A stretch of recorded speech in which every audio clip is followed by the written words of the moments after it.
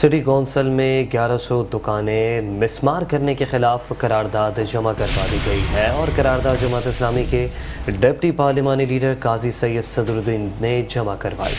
1100 سے زائد دکانداروں کو فوری طور پر متبادل دکانیں فراہم کرنے کا مطالبہ کر دیا۔ نیو کراچی میں 1100 دکانوں کو متبادل دیے بغیر گرانے کے احکامات واپس لیے جائیں۔ خرید و فروخت کے گھناؤنے کاروبار میں ملوث افراد کے خلاف سخت سے سخت کارروائی کی جائے گی۔ افسران کا محاسبہ کیا جائے گا جو غیر قانونی کام کے وقت تعینات ہوتے ہیں۔ قرارداد کا متن سامنے آ گیا۔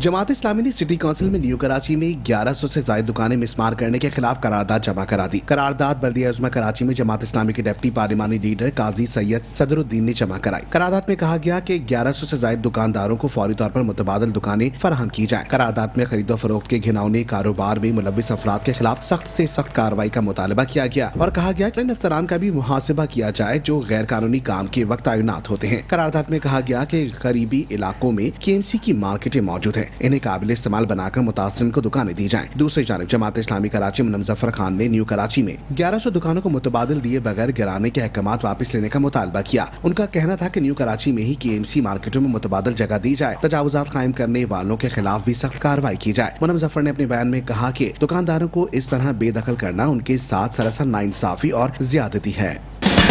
میٹرو ون نیوز، ہر پل کی خبر۔